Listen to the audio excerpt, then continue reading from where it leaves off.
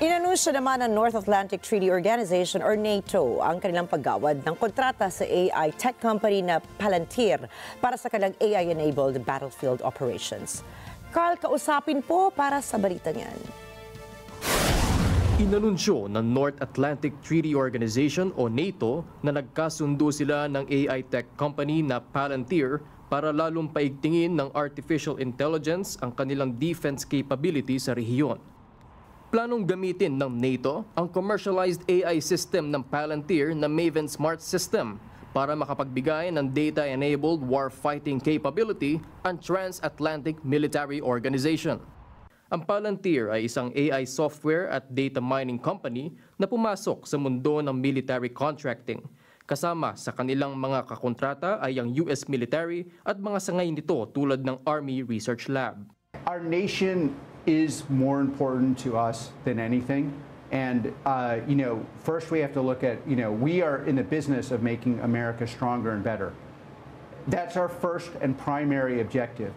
Sa pamamagitan ng AI applications tulad ng Large Language Model o LLMS at Generative Machine Learning, mapapabuti ng Maven Smart System ang kakayahan ng NATO sa intelligence fusion and targeting, battle space awareness and planning, at accelerated decision-making.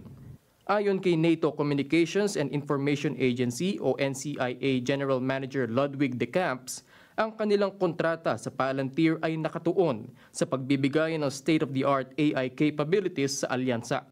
Ang AI platform ng Palantir ay naging pangunahing parte ng Project Maven ng Pentagon kung saan lumaki ang kapasidad ng mga sundalo dahil sa mabilis na decision-making at nabawasan din ito ang collateral damage ng kanilang mga misyon. Sa kabila nito, kinondena ng NATO ang paghahambing sa nasabing proyekto ng Pentagon at sinabing hindi parehas ang kanilang inisyatibo sa proyekto ng US. Sisimulan ng gamitin ng NATO Allied Operations ang Maven system sa susunod na 30 araw at umaasa itong mapapabilis nito ang pag-adopt sa emerging AI capabilities sa panahon ng digmaan.